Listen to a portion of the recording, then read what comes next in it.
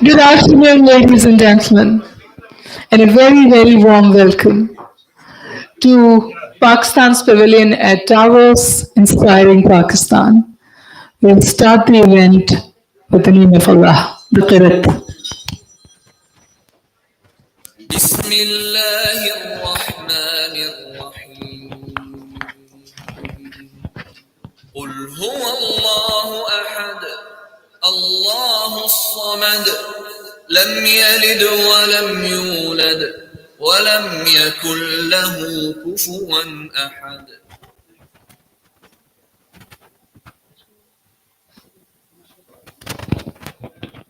And now the anthem. Please raise for the anthem.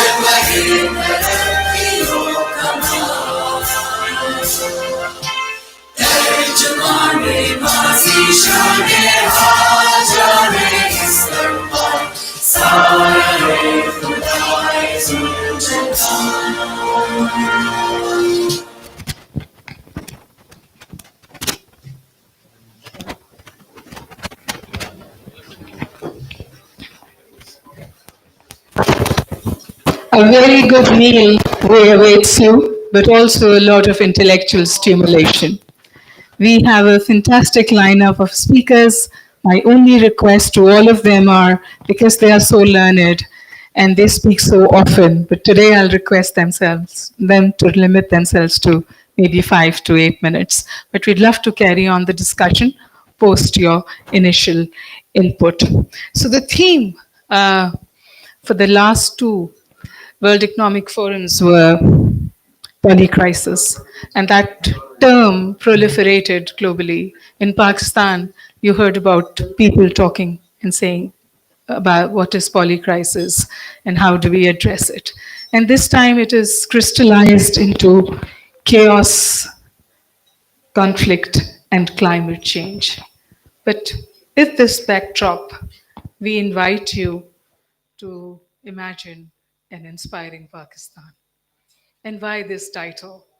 This title perhaps because everybody under this roof understands Pakistan's potential, is committed to Pakistan's growth, also understands that there are problems, but knows for a fact that there is a turnaround, that it will happen. So this is not about changing the narrative about Pakistan. This is about putting in front of you facts about its demography, which is very young, 70% people under the age of 35, its geography, which cannot be ignored, its women who are doing miracles, and so much more. I have a list of speakers who are going to talk about it, and they're not all from Pakistan, but they understand Pakistan. They follow developments in Pakistan, and they know that the turnaround is round the corner. I also want you all to put your hands together for Mr. Ikram Sehgal for keeping this torch burning for the last 20 years.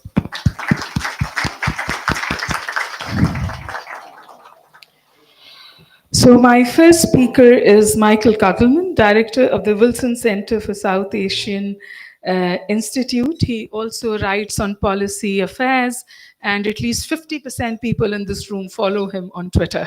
Michael Kugelman, the floor is yours, but I'll request you to take the mic.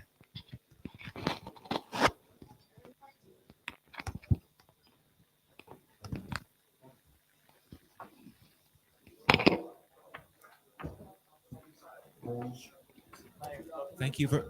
Can everyone hear me? Okay. Well, thank you. Let me just say thank you, first of all, to my friend Ikram Sehgal for having me here. It's truly an honor. It's my first time at Davos. And let me say that one could not ask for a better backdrop for a speaking engagement.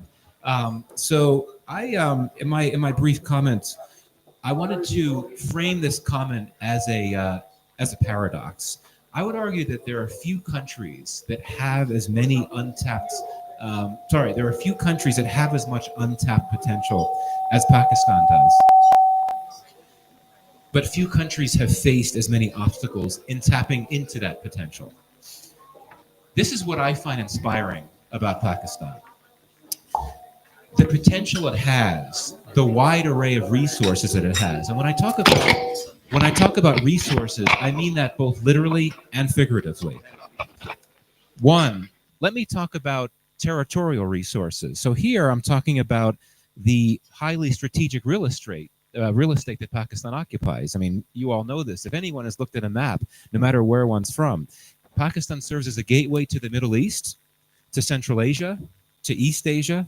It straddles the Indian Ocean, which is known as one of the most strategically significant sea spaces of the 21st century. So this really positions Pakistan as a potentially critical node for connectivity and trade. The second resource that Pakistan has in great abundance is meteorological resources. Pakistan is blessed with ample sunlight and wind, which makes it a potentially impactful catalyst for renewable energy.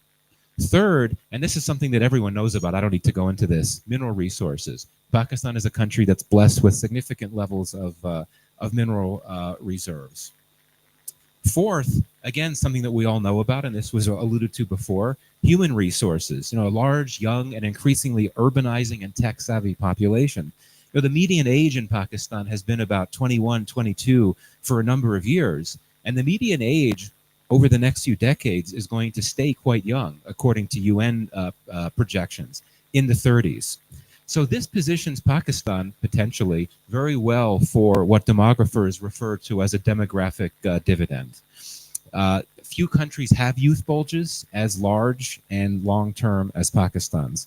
Fifth and finally, and this is the one resource that I think many people tend to overlook about Pakistan that it has, is historical resources. And here what I'm really referring to is the rich, ancient, historical legacy that Pakistan has. I would argue that many people not in Pakistan, and probably many Pakistanis themselves perhaps, don't know or don't remember that Pakistan is a cradle of Buddhism. This is a fact that many people don't realize. It's quite remarkable, and that's just the tip of the iceberg. So there's a lot of potential for tourism in this regard. But a lot of this potential, so much of this potential has been squandered for a number of reasons. One could talk about them. I'm not going to go into them. Convergence of crises, security issues, economic stress, and so on. Elite capture. There's all types of things that one could talk about, structural impediments. I think there's something poignant about this. The fact that it's a country with so much potential that's been unmet in so many contexts. Pakistan, many of you will remember, Pakistan has had quite a few hopeful moments in years past. I think that many of you will remember that at one point, Pakistan was thought by many economists to potentially be the next Asian tiger. And until the early 1990s, Pakistan's growth trajectory was actually more favorable than India's was.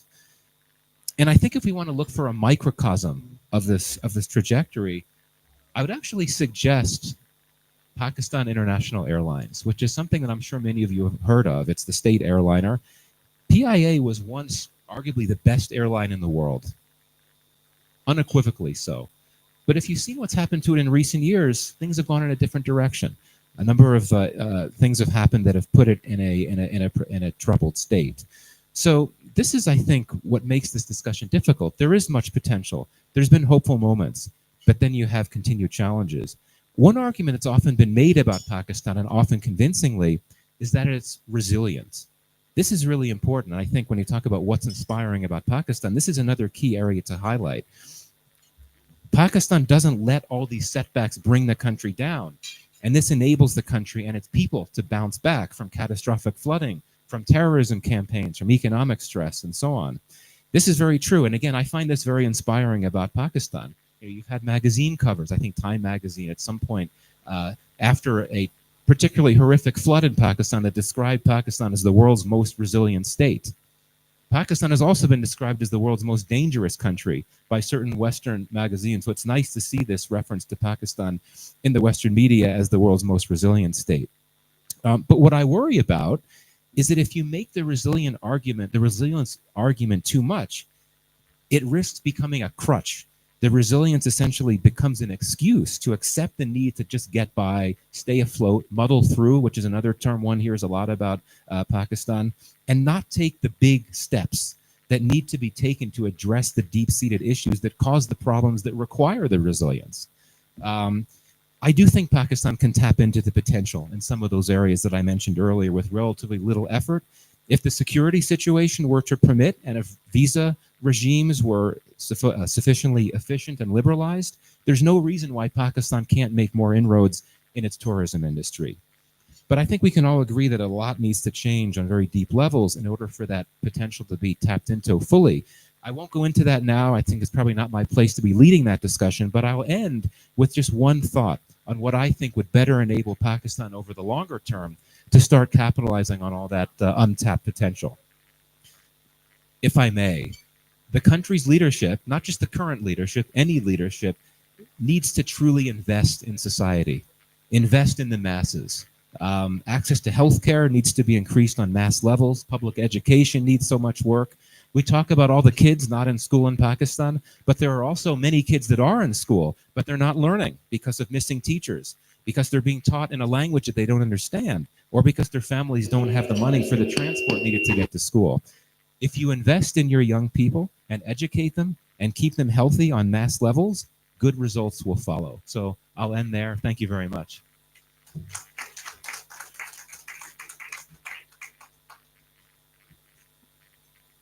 So, thank you, Michael Kugelman. That was inspiring indeed, but also stating some important facts about the country. Like I said earlier, the meeting today is not about changing the narrative of Pakistan. It is about making an informed decision about Pakistan.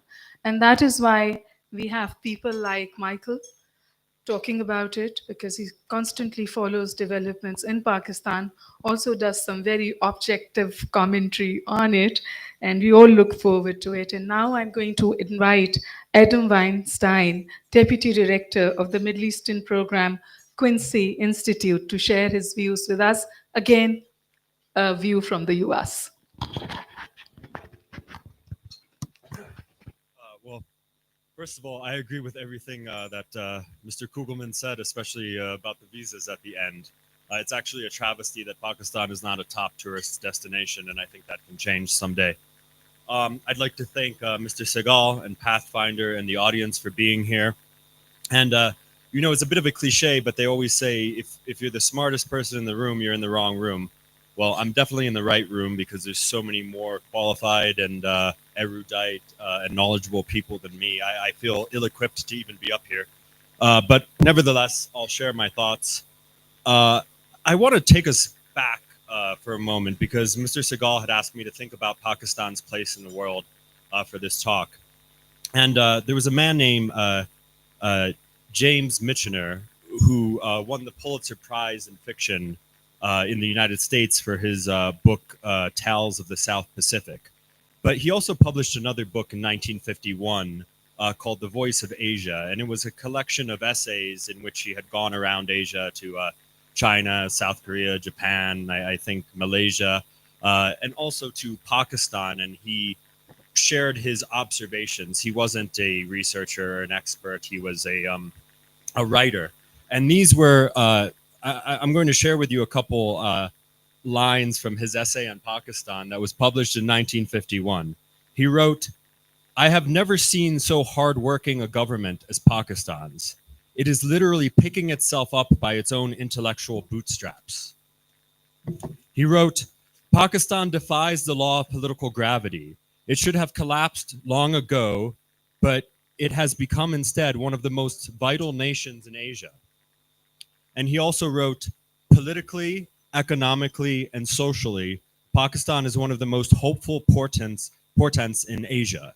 Now, I'll stop there, but you get the point. And you wouldn't really find that kind of writing about Pakistan today, but the problems of today were not always a foregone conclusion, and that's the point I'm trying to make. And I think Mr. Kugelman made that point as well, that at one time it was viewed as a potential Asian tiger economically, and I think it could be again. After all, in 2100, it's projected to be the third most populous country in the world. Now, I get to that point, which is that there's a fallacy, which is the too big to fail fallacy. And you often hear that repeated in Pakistan. They say, well, CPEC is the pilot project of the BRI. We have connectivity. We're absolutely indispensable when it comes to counterterrorism. And I think that too big to fail fallacy has held Pakistan back, because it actually encourages mediocrity. It encourages getting by. It encourages Pakistan being reliable, being reliant on how other nations might use it rather than its own potential. So I would actually encourage Pakistan to move beyond the too big to fail fallacy. Pakistan's too big to be inconsequential, but it's not too big to fail. It could fail, or it could be a monumental success, depending on what choices are made. I also think there should be a 10-year moratorium on the word potential when it comes to Pakistan. I wish we would stop talking about the potential of Pakistan and start talking about what Pakistan has to offer today. And we could talk about what it has to offer tomorrow, but that's irrelevant if the right decisions aren't made today. So what are the real questions that I think we should discuss in the coming days? And I hope to learn from all of you, because I think I'm ill-equipped to answer these questions. So instead, I'll pose these questions to all of you, and we can discuss them in the days to come. Will Pakistan remain attached to extracting geopolitical rents, borrowing liquidity from abroad to temporarily promote consumption at home? Or will Pakistan invest in real economic and GDP growth that lifts its people up? Will Pakistan take the 2022 floods for the premonition that they were, or merely view it as another opportunity to extract rents rather than actually solving the problem and investing in real environmental resilience? Will Pakistan invest in education so that the youth bulge is an asset, or will let it remain a liability? Because Pakistani politicians often talk about the youth bulge as if it's just apparently an asset. It could be an asset, but it could be a great liability if certain trends in education and literacy and jobs for young people are not reversed. Will Pakistan embrace the status of a middle power? And Pakistan is a middle power. Or will it hyphenate itself with India and Afghanistan? And I used to be very critical of the United States for hyphenating Pakistan with Afghanistan. I hate the term AFPAC. But I think in recent years, it's actually, to some degree, Pakistan that's hyphenating itself with other countries, while the world is ready to view Pakistan as an important nation in and of itself. But Pakistan has to embrace that status. And it can't engage in a sort of survivalist mindset when it engages in relations with China or the United States or Europe. It has to engage from a place of confidence. And of course, the world must also recognize Pakistan's inherent importance as a nuclear power, as, I'm going to break my rule, a potential economic powerhouse, and as a country that has a growing population that really is going to place it among the most populous, potentially the third most populous nation by 2100, and it's time for the world to take Pakistan seriously and engage with it one-on-one, and not view it merely in the context of whatever is the regional problem of the day. So I think if countries like the United States and China and countries in Europe are willing to work with Pakistan in that manner, and Pakistan is willing to embrace its own identity as a middle power and a regional power, I think a lot can be achieved. So thank you. First of all, gentlemen, I need to thank you for keeping time. That's a huge favor to me. And I completely agree with the potential part. I'm a professor. When my student is not doing so well, I tell him, you have a lot of potential. But I think it's also about the right kind of stories not getting out of Pakistan. There is so much happening on the ground. And unfortunately, the media coverage that we get, the press that we get, is very, very negative. So some of the speakers down the line are those who are going to tell you what good is happening in Pakistan and how much. It's not just about potential. It's about people working very hard to tap that potential to change the story. So the story of Pakistan, ladies and gentlemen, is changing. And with that, I'm going to invite another friend of Pakistan, Dr. Lustenberger, President, Swiss Chamber Asia. He's a familiar face in our events, a friend of Pathfinder, a friend of Pakistan. I have a bad knee. Thank you very much for the kind introduction. First of all, let me really thank Ikram, Segal, and the Pathfinder Group for all they have done for Swiss Cham Asia. We are really grateful for you being part of us, and I am grateful for being able to say a few words at this occasion. If it comes to advice, then I would advise every Pakistani not to listen to a Swiss who is trying to give advice to Pakistan.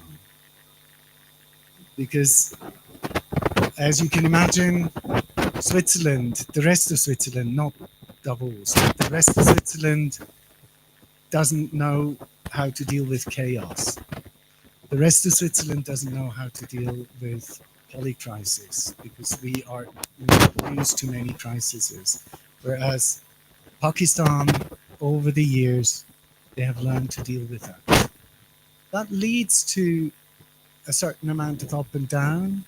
It leads to an amount of instability, but it also leads to a great amount of creativity on how to deal with these polycrises. And all the people that I know from Pakistan, they have a lot of things that I don't have. They know how to deal with crisis. They know how to deal with political changes. They know how to deal with geopolitical changes. And they kind of find their way through. You know, one day it will be this prime minister, the other day another prime minister, and the old one goes to jail. And still, you can like them all together. And still, you don't have to be angry at each other. It's something that would be very difficult to pull off in Switzerland. So don't listen to me. Do it the way you do it. In my eyes, my predecessors as speakers, Michael and Adam, they are very hard to beat, because I almost use the potential that Pakistan has. Of course, it has great potential. But what, in my eyes, Pakistan has to do, they have to find their own way of dealing with it. They should offload the burden of dealing with this superpower, dealing with that superpower. They should focus on what is their way, and maybe, and now this is something coming from a Swiss, so be careful, maybe don't listen to it. The nation that I see from far away is really looking out for its own interest in a very hardcore way, is India. I haven't seen in recent times a country that is better able to position its own interest whenever they deal with left or right or up or down or west or east. They focus on their interest. Pakistan maybe has to learn to focus on its own clear interest, and maybe that will bring it forward. As I said, don't listen to me. Do what you have learned to do. But if you learn how to do that, in my eyes, things will look rosier. And maybe it is adhering to what Adam said, get rid of that too big to fail notion. Find a place where you feel comfortable, and I think it'll be the right place. One thing that I adore in Pakistan is its vibrant journalism. You know, I think it is really almost impossible in the West to find opinions that are not either completely mainstream and deafen everything else, or being so extremely off the beaten track that you can't really take them serious. Whereas in Pakistan, you see vibrant discussions left and right and up and down of opinions that are hardly to be seen in the rest of the world. Keep it up. Try to either emulate the best out of it and become a great independent Pakistan that leads the region into a peaceful region, as was seen in very recent times in the newly built connection with Bangladesh. Keep on going forward with Ikram in leadership. You can't fail. Thank you very much.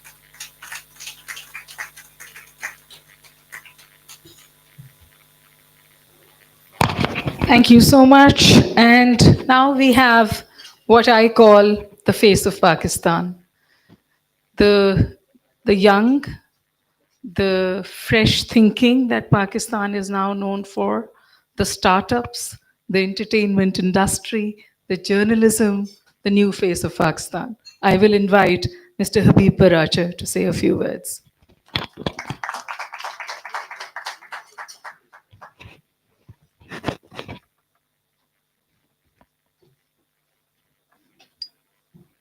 Thank you. Good afternoon and Assalamu alaikum, everyone.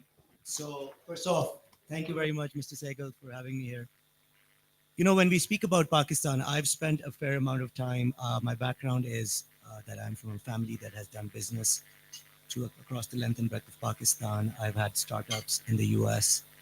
I've been a Hollywood film producer. I've had 6 credits. I'm probably the largest film producer in South Asia.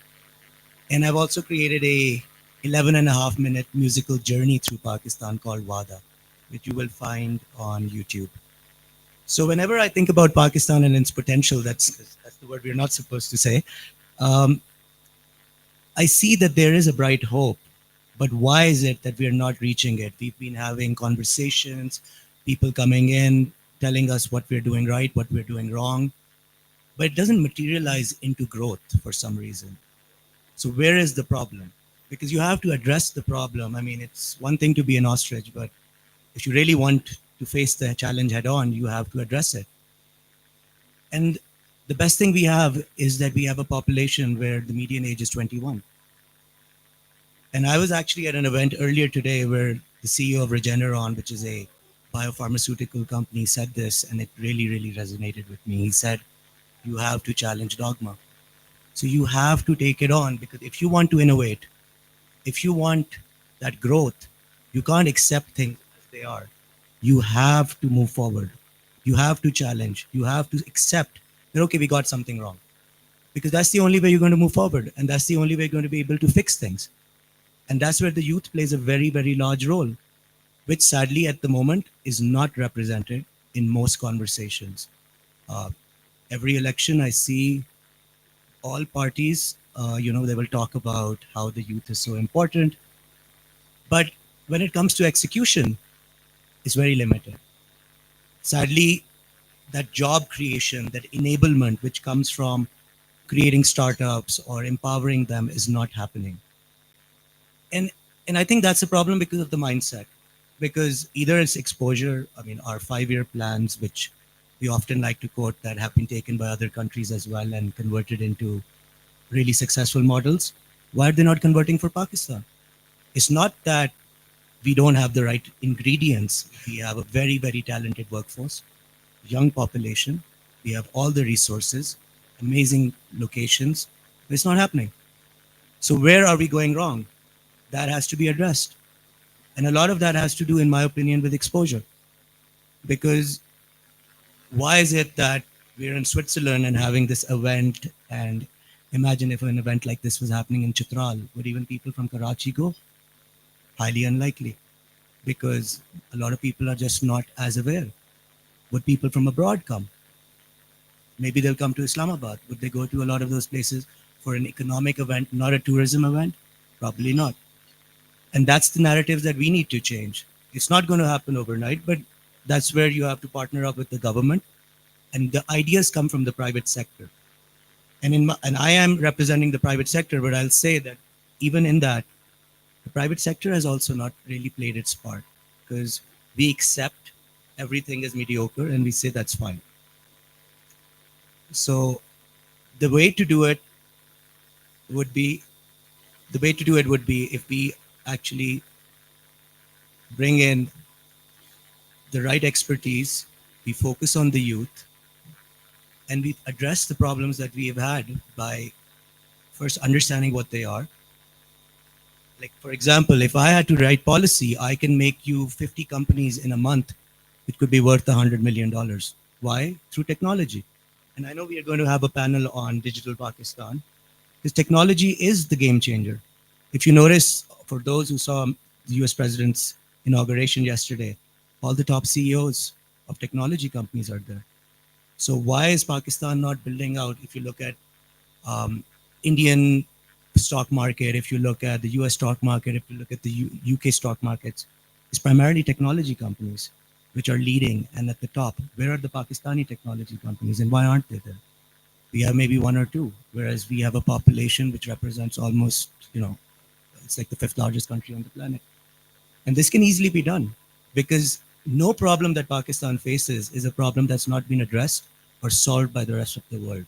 So I actually think that we could grow very, very quickly, given one, we have a young population, and the fact that we have a smart population who wants those changes, who wants that innovation. The only thing missing is the path.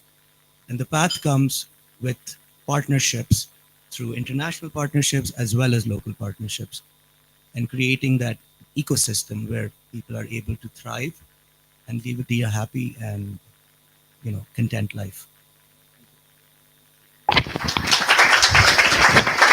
Thank you, Mr. Habib Paracha.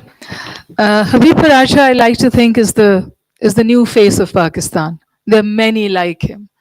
I meet them every day. Habib Paracha is lucky and has the go-getting attitude of telling people what he's doing, and he's out there. But there's so many stories in Pakistan, and I meet these young people every day.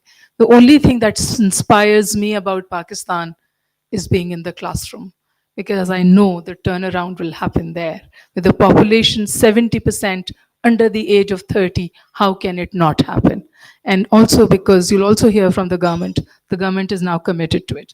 And now I'm going to invite somebody who doesn't live in Pakistan, but is a Pakistani and does everything he can to help. So this is Dr. S. Irfan Ali, MD, President, Pioneer Medical Group. Has an interesting story to tell, I understand. The floor is yours.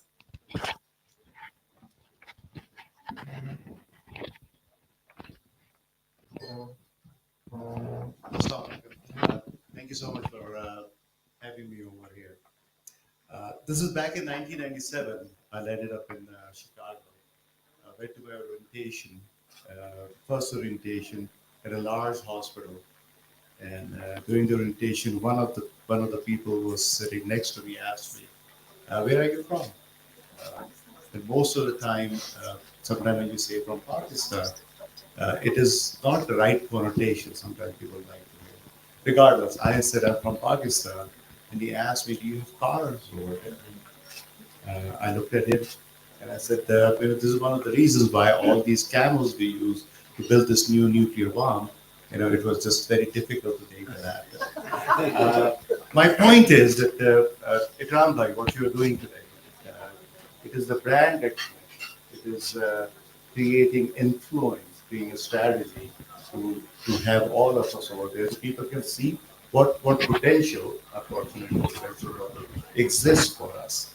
So it all really comes down to living in US. One of the biggest things that I see, especially in the Pakistanis too, that uh, how are we really creating influence?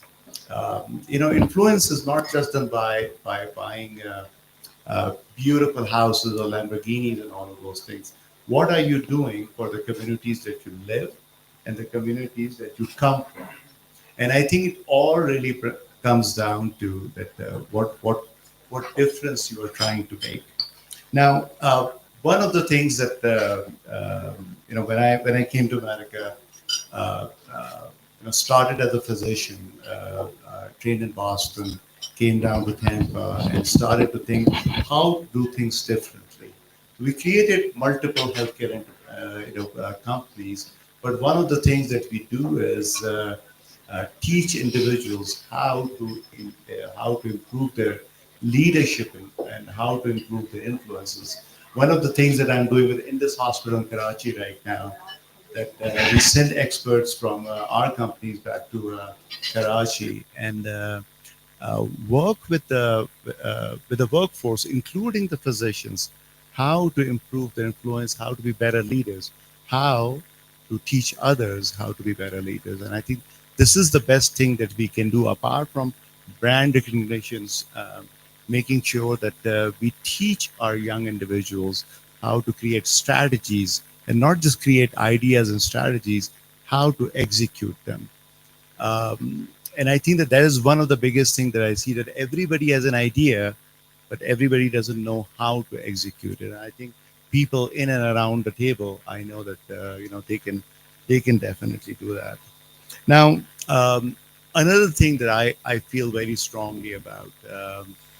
So I manage a couple of foundations too. Our foundations provide medical missions globally and also locally. We take care of thousands of homeless individuals in America, also in other countries too. But one thing that I noticed, I remember I was walking down. I personally like to do some of those things too. I was walking down in one of the downtowns, and I saw this guy sitting at the side of the corner of the street, and he looked at me, and then all of a sudden he said, "The Muslims are here. The Muslims are here." And whenever you hear this word, it makes you pause most of the time. Oh, should I run? What should I do? So I said, well, why are you saying that? He said, because you guys come and help us. That is not the kind of recognition that we see. That is the influence strategy, not just for yourself, but for those people over there, wherever they are, or if they are in Pakistan. I think that's how we can create influence. And then the brain drain people, significantly more smarter than me over here, when we leave Pakistan, how are we connecting back? The things that we are learning, how can we teach back? So it all comes down to the human factor. And I think that are we keeping the human factor in mind in business, in medicine, in science and technology? I think that this is all it really comes down to. This is my short message. I appreciate all of you very much. Thank you.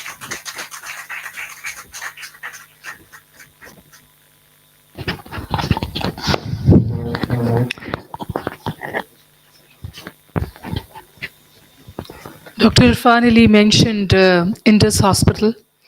Indus Hospital is going to become one of the largest hospitals in Sindh and perhaps Pakistan. But I also want you to paperless entity, and it does not have a billing counter, and it caters to everyone. It has not even asked if you can pay the bill. You're just taken in and you're taken care of. And it largely happens through philanthropy. I know I'm supposed to now introduce Ms. Nadra Panjwani as the chairperson of the Karachi Council for Foreign Relations, but something else this woman is known for is her philanthropic work. The top 10 countries where maximum philanthropy happens. Nadra Panjwani, the floor is yours.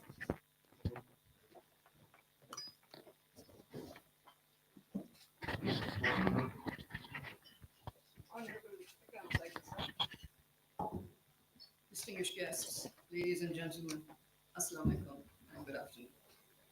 I'm truly delighted to be in this beautiful place and very grateful for the opportunity to address this august gathering. As we all know, Sega Saab has been sponsoring the Pakistan Pavilion gatherings at Davos for the past 2 decades, and this is his way of showcasing all that is sanguine and encouraging about Pakistan. Due to a combination of internal and external factors, the international media's portrayal of Pakistan remains generally dismal. Problems such as terrorism, the Afghan conflict, and regional hostilities tend to always overshadow the many positive things. Under such unfavorable circumstances, it is critically important for all of us to keep highlighting Pakistan's strengths and attractions. Hence, forums such as this can be very helpful for sharing facts, for accuracy, for constructive dialogue leading to meaningful progress. The theme of today's gathering is Inspiring Pakistan. And in this context, one of the many good and promising things in Pakistan is the immensely generous nature of our people. I would like to talk briefly about the role of philanthropy in the development of Pakistan. The story of philanthropy is as old as the history of human civilization and is not confined to any specific region or race. Around 2,500 years ago, the term philanthropy appeared in Greek mythology, celebrating values of love for humankind. All major religions of the world direct their followers to do what is right and just for those in need. The Torah requires that 10% of a Jew's wealth be allotted to a righteous deed. In Christianity, charity is considered as the highest form of love, as recorded in St. Paul's New Testament. And for Muslims, zakat, a mandatory charitable contribution, is a pillar of faith. What is commonly known in the West as a foundation has its origin in the Islamic institution of Wakf. This is basically the endowment of private wealth for a specified activity of public benefit. In most Muslim countries, Waqfs are still a vehicle of choice for the establishment and perpetuation of charitable deeds. In terms of its GDP, Pakistan ranks high in the international philanthropy context. Considering that we are a developing economy with limited resources, our per capita giving is phenomenal. In 2019, the Charities Aid Foundation ranked Pakistan at #1 in the Global Giving Index, with 82% of Pakistanis reporting that they had actually given in charity in the past month. This index looks at the frequency of giving and not the volume. Another report in 2020 by the Stanford Social Innovation Review found that Pakistan ranks among the top 10 countries in the world in terms of charitable donations as a percentage of its GDP. Family values, sense of responsibility, and religious obligations are strong drivers of philanthropy in our country. People support good causes generously, and corporate donations have grown manyfold over the past 1 decade. There is, however, a general tendency to support causes which provide instant gratification, like giving free meals, giving at shrines, and giving handouts to the poor. These provide temporary relief, but not long-term solutions to our chronic problems. Therefore, we need to consider the concept of strategic giving and take the more challenging and uphill route of developing institutions that will empower our people and help them liberate their families and communities from the clutches of poverty and dependence. We now have many social welfare institutions established by individuals using their own resources for public benefits. Although the work of various foundations differ according to the legacy of the founder and the context in which they operate, they are all the result of visionaries who basically want to make the world a better place. This network of welfare institutions is involved in setting up hospitals, education institutions, relief centers, cottage industries, scholarship programs, orphanages, vocational training centers, etc. These organizations provide much needed basic social service to millions of people. According to the Pakistan Center for Philanthropy, which is a certification body for welfare organizations, we have over 15,000 not-for-profit organizations operating. The quantum of giving by individuals and corporations annually runs into several hundred billion rupees. This is how our civil society addresses the many gaps and cracks left by the government in our social safety net. It is very encouraging to note that over the past 2 decades, the trend of public-private partnerships has emerged as a vital strategy for promoting social welfare. We face numerous challenges like poverty, inequality, inadequate healthcare, and limited access to education, and our governments are hampered by resource constraints and systemic inefficiencies. In this scenario, the private sector, through its dynamism and innovative strategies, has demonstrated its potential for promoting social welfare and development. By combining resources and expertise, such collaborations can drive positive change more effectively. We now have many examples of this, like the Citizens Foundation, the Sindh Education Foundation, the Punjab Education Foundation, the National Commission for Human Development, the Akhobat Foundation, the Aga Khan Development Network, the Indus Hospital Network, and many others. Having worked in the field of public service for over 30 years, it is my firm belief that partnership with government has a synergistic effect and widely enhances the scope and scale of private initiatives. To improve governance and align with global best practices, Pakistan has taken important measures to regulate the NPO sector and comply with international standards. These include oversight through provincial charity commissions and federal laws, overseeing registration, audits, governance, and compliance with financial and operational rules. There is strict monitoring of foreign funding for charities and its utilization. A national centralized database for NPOs is being created to ensure better coordination among regulatory bodies. These measures reflect Pakistan's commitment to greater transparency and accountability in the charity sector. No discourse on philanthropy in Pakistan is complete without mentioning the phenomenal services of Abdul Sattar Edi, an angel of mercy, whose unwavering commitment to the downtrodden, the marginalized, and the forgotten earned him a place in history as one of the greatest humanitarians of all times. Edi believed in helping anyone in need, regardless of race, religion, or ethnicity. He established countless free clinics, orphanages, shelters for the homeless, and rehab centers for the mentally ill. His ambulance service, which he started with a single man, has become the largest volunteer-based ambulance network in the world, with a fleet of several thousand ambulances and also air ambulances and rescue boats to assist during disasters and emergencies. His work transcended barriers of religion and politics. He once said that no religion is higher than humanity, and indeed his legacy reminds us that service to humanity is the greatest form of worship. At a time when our world grapples with inequality, injustice, discord, and hostility, Edi's example remains a guiding light because he was not just a man, he was a movement, an ideology, and a symbol of hope and pride for Pakistan. Ladies and gentlemen, philanthropy is not about the size of our wealth, it's about the size of our hearts. Let us all find ways, big and small, to ensure that no one is left behind. Thank you very much for your time. That's exactly what people like Ms. Nadra Panjwani are doing to ensure that people are not left behind. And the government and the private sector are working in partnership with each other for the same. I now have the pleasure of inviting Mr. Hassan Sharif Khan. He's in the IT sector in the USA, and he's promoting generative artificial intelligence, if I've read this correctly. I would also like to inform you, ladies and gentlemen, that this event is being streamed live on many Pakistani channels right now. Thank you. I'll elaborate a little bit about what I do. So I work at Amazon Web Services. For the last 2 years, we've been working heavily with generative AI. Specifically, I've been working with financial services institutions, and it's a growing trend. As I'm walking up and down the promenade, you see AI pretty much pasted all over the place. And there's kind of an excitement and buzz around it.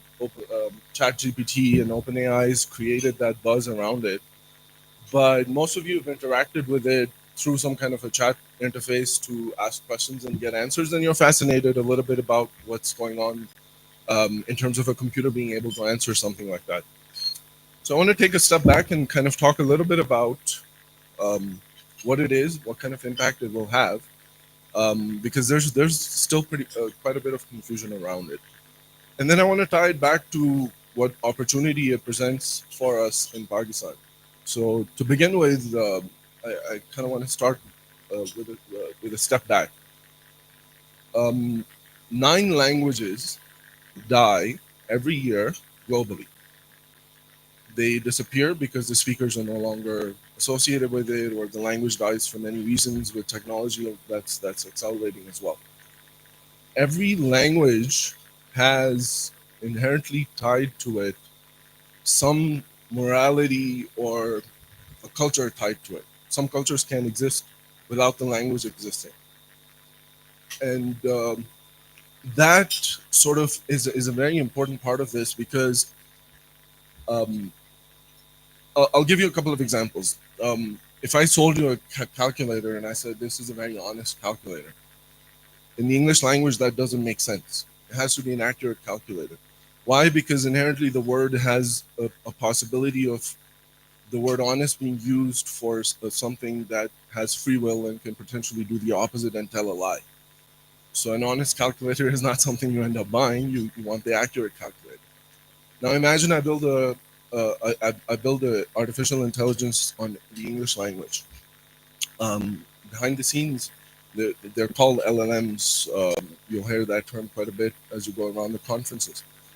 Large language model is what LLM stands for. So if I take ChatGPT, build it on English, even though I'm interacting with it in Arabic or Pashto or German, it is behind the scenes just translating it back to English, getting an answer from the brains, the large language model, and then translating it back to you. And you're excited because you're getting an answer in English. There's a lot lost in there because it translated it to English, used the morality culture behind that language, and gave you the answer based on that. And so this is essentially the difference between, we had artificial intelligence before, traditional artificial intelligence with machine learning, and that was more mathematical based and statistics based. Now with the new foundation models and GPT, the G and the T and there being part of that large language model, they are based on math plus language. So this is an important part of it. Language is everything. And as you sort of look at how quickly innovation is happening in that space, anybody not building foundation models, anybody not building large language models is going to lose an inherent part of this. And tying it back to Pakistan, there's more than 16 languages, and these are not dialects, right? For those of you who might not be familiar, so I speak Pashto as an example, and that itself has about 4 or 5 different unique dialects. But each one, in terms of how the words are used and the sort of culture tied to it, the culture of hospitality tied to it, has its own inherent basis. Hygiene is an interesting one, right?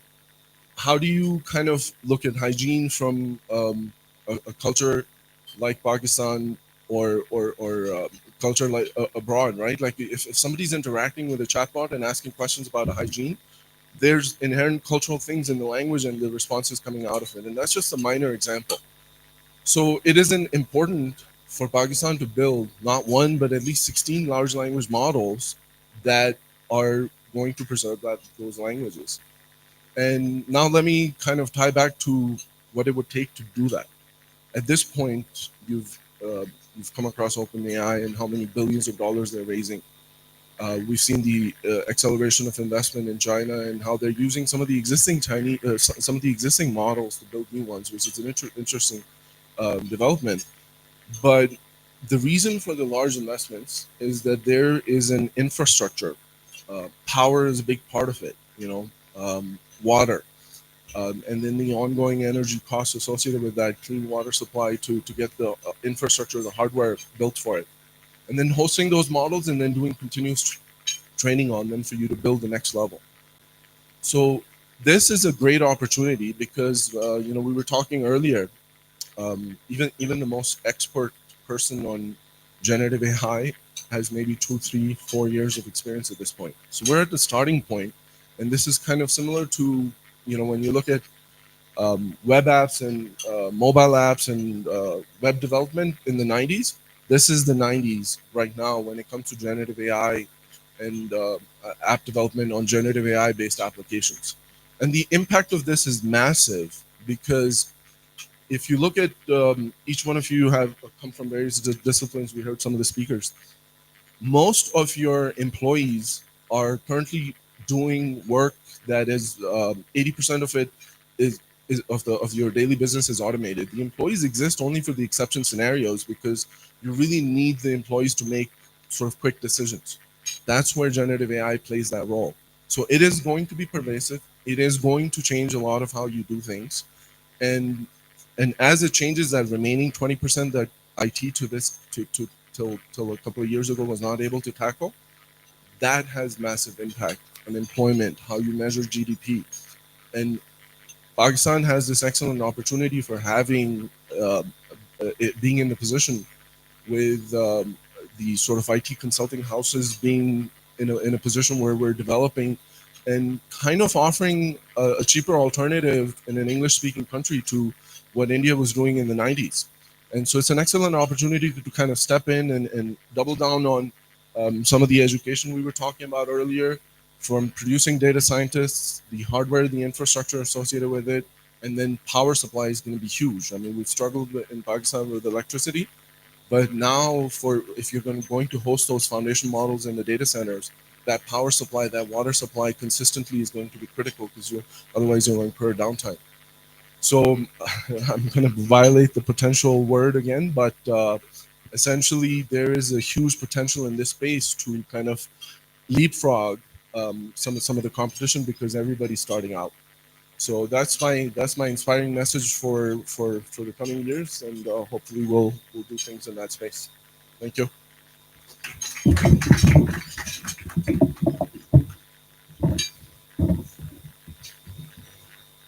That was actually very interesting. Thank you so much. And how can you not have the government respond to all the questions that have been raised? And aptly so, because it's public-private partnership, it's investment, and the list goes on. So we have with us Sayyid from Naveed Qamar, Special Assistant to Chief Minister for Investment and Public-Private Partnership, Sindh Investment Department. Sir, the floor is yours. Over to you. Very much. I'd like to start by thanking Ikram Sehgal Saab, his family, the Pathfinder Group. You guys have always been, really a beacon of hope for us. And I remember last time coming here, and I really got inspired by everything that you were doing. And I wanted not just the investment department, but I wanted a Pakistan show. I wanted TDAT to be involved. I wanted corporates to be involved. Get everyone together and project Pakistan in the way that it should be projected, in the way that it deserves to be projected.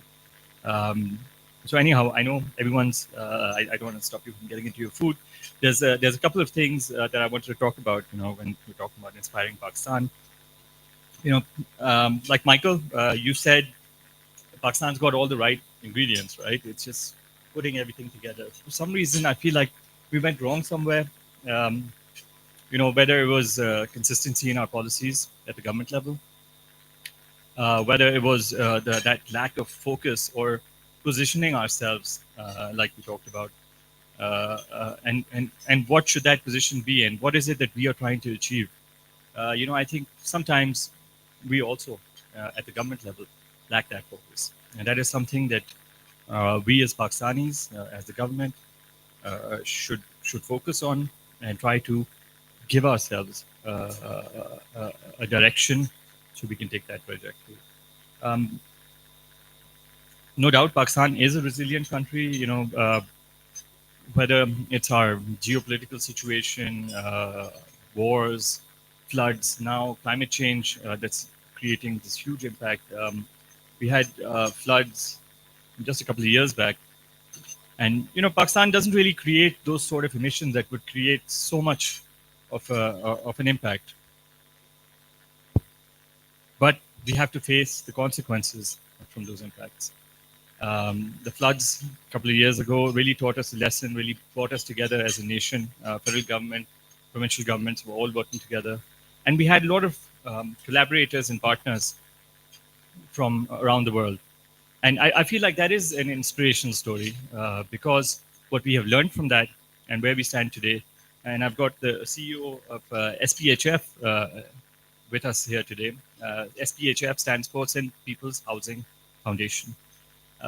It's the largest project of its kind, building Khalisa, a million houses, 2.1 million houses in the province, all flood resilient houses, all houses low cost, under $1,000 for people across the province, people who, all they had was the agricultural land that they sat on for their sustainability, for their food, for their income, which was all underwater for months. And this is hundreds and thousands of acres of land. So we had to learn from it. We had to learn from it fast, and we had to bounce back. And I feel like SPHF has been that example for us with partners like the World Bank, the ADB, many other global partners coming together to celebrate this victory and supporting us through it.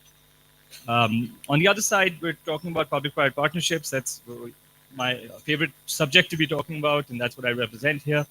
PPPs have been a huge success. Our PPP unit in Sindh has actually been ranked by The Economist magazine as the sixth best in the world in that entire region.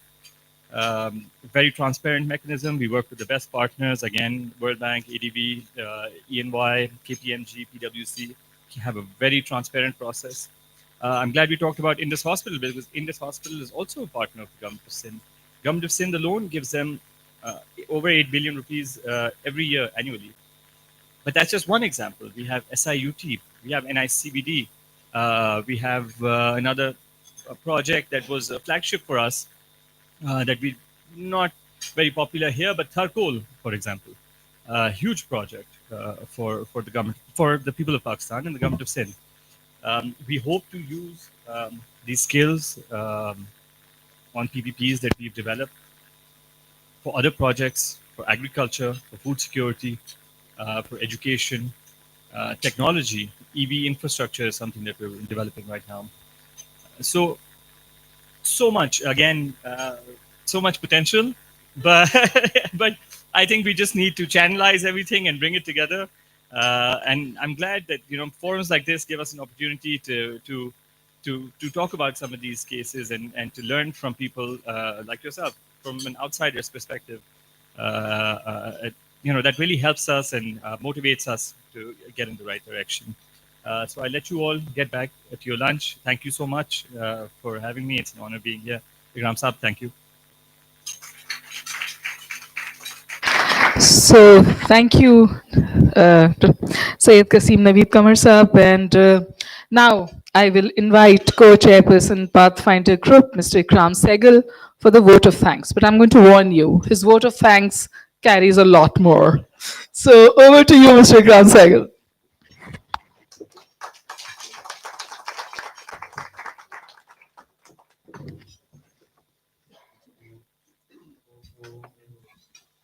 Bismillahirrahmanirrahim. First of all, let me thank everyone here for being here. We have been doing this for more than 2 decades, and we must say that the first thing I would say is that Shah has been a wonderful partner to us. And even though we know that this room, many people, and I've not named the countries involved, offered much more with this time and this slot. They never did it. They said it's your slot, will remain there. So thank you, Shah. I'll go over speaker by speaker.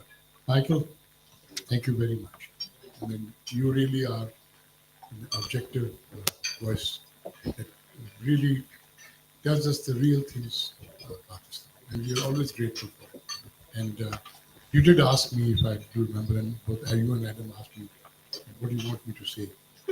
And I said, I'm not going to tell you what to say. you can say much more than I can even have analysis about. Thank you, Michael, and thank you, Adam. Both of you. Both of you are experts in your area. Both of you are experts from an outside point of view. Look at Pakistan. When we look at Pakistan, we tend to look at it differently. Outside, always best to get an outside view because that view then gives us reality check, which sometimes we lack. And I do feel that sometimes it's necessary, like, for example, Habib, I know he can be very critical, like, but, he held his horses today to promote Pakistan, but and he did it in a very nice way. Thank you. And of course, it was refreshing to hear you with you and I, Irfan Saab, and really we look forward to something more in Pakistan in the health sector, which maybe we can get a group together to cooperate. I know my friend Dr. Munir is sitting right here with the family because he's part of the family, so we should look forward to that. Of course, and Nadra and myself we go back someday because um, I was her predecessor as chair of the Tragic Foundations, and and got a wonderful job she's done. Right? Not exceeded our expectation, but eclipsed whatever else I was doing by a great many things that she had done. And of course, people don't know that the amount of effort she puts in, particularly in the different dance, particularly in that, among other charitable ventures, people do not know. And it's a treat to see them when they come for occasions. It's a treat to see them come and sing for us and play music for us, etc., etc. And that is the thing, etc. And I think that goes a far way to show what she was talking about philanthropy. Philanthropy in Pakistan is vast. We are one of the most philanthropic people in the world, except it's not challenged properly. It's not that thing, etc. And I'm saying a lot of it is wasted going to these madrasas, and then some of them end up, that money ends up in the form of weapons and ammunition and bombs. And that, I think, needs to be challenged. I think each government that has come, and I must say that each government has come has tried in its own way to fix that.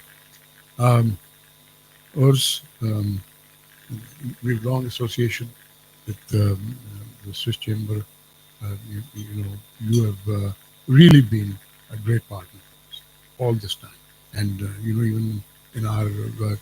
And I must mention your wife, Dr. Ying, because sometimes I don't know how she doesn't drive you crazy because she comes up with such ideas, from time to time. It's really a kind dish. I'm privileged to have Qasim here, the minister. Um, in 1972, I was in the army. That was about 52 years ago. Right? And at that point, when I met his father, who was at time studying at that time. And of course, and his mother, of course, also. And of course, it's a treat to hear you speak eloquently. And really, I think one of the great things Sindh has done is to keep you there for the investment. Because you really make the sales pitch credible. And that is what matters. And I think you've created a very good team, which is sitting there with you. And of course, the food sector, I'm a little busy with the telephone, but he's got 2.1 million houses to build. So he's got a long way to go. Right? So basically, I will say to you that I also want to thank my Pathfinder group team. They set up this thing here. Now let me tell you a secret, and I'm not going to cast a comment on anyone, but just to put up this, if I'd given it to the hotel and the hotel would have said no, they can only use my vendor, it would have cost me 15,000 Swiss francs for this one.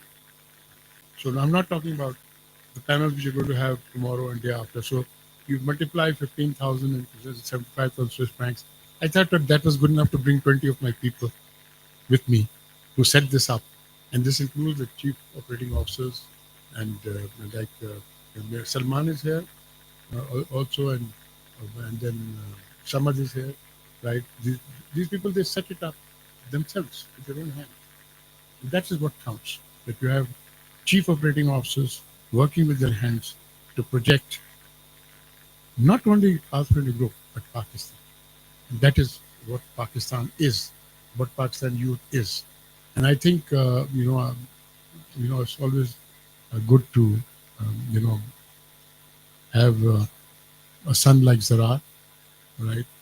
You know, I find in the next life I would like to be more like him, right? I think my wife can tell you all the other things that are wrong with me. So I'm not that thing, but I'm grateful to Shanaz also. She's been supporting this, supporting me in World Economic Forum since 1994. That is 31 years ago. We attended 30 of them, and only 1 year we didn't.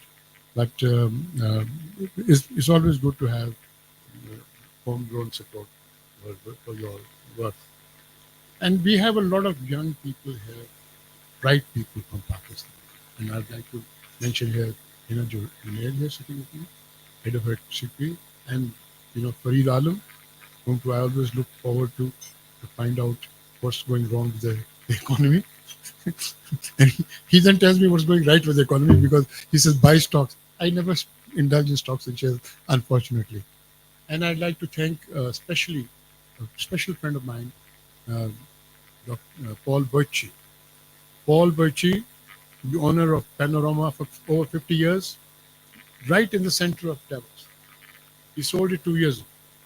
He sold it 2 years ago. And one of the clauses he kept there was that the Sehgal family will keep occupying this 11th floor during the Davos week. I fear that thing will not stay anymore because I think they are now subcontracting. The new owners are subcontracting somebody. But anyway, live and let live. What about Pakistan? Gentlemen, I want to tell you two things. Ladies and gentlemen. One, we must decouple ourselves. We have no business. If India wants to do business with us, good. India is a great country. It's got a tremendous economy. It's got a lot of resources. And we would love to do that. But India boycotts us to the extent they don't want to play cricket with us. They don't want to play cricket in Pakistan. They don't want to give us access to South Asia. So, all right, let's decouple simply. India needs us to come through to Central Asia, to go through to Europe by land access? We don't need them. So let's decouple India because why? I'm not going to talk about China, Pakistan economic corridor. I'm talking about the North-South corridor. I'm talking about the old RCD. I'm talking about the new corridor that's opening up to Africa, to Saudi Arabia and Oman. We are the center of it all. Right? And I shocked Michael a little bit in Washington recently when I told him about the fact. I said, why are these Chinese making so many aircraft carriers and submarines? Right? You think they want to change the name Pacific Ocean? No. They want to change the name the Indian Ocean to a Chinese Ocean. And the only way they can get there is land-based bases in Pakistan. So we don't want to go into the Chinese now. But don't push us into that. Look at us as what we are. A country having absolutely, second largest copper and gold reserves in the world, third largest gold reserves in the world, fourth largest cotton and cotton industry in the world, fifth largest milk producing, sixth largest rice producing, seventh largest wheat producing. We have developed the nuclear weapons. We have developed the nuclear missiles. The only Islamic country, and we are, it's the only, that is India specific.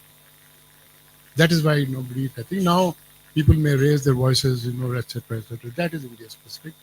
We want to that, etc. But my point is, look at us for what we are, and look at our youth that has come up. Look at our youth.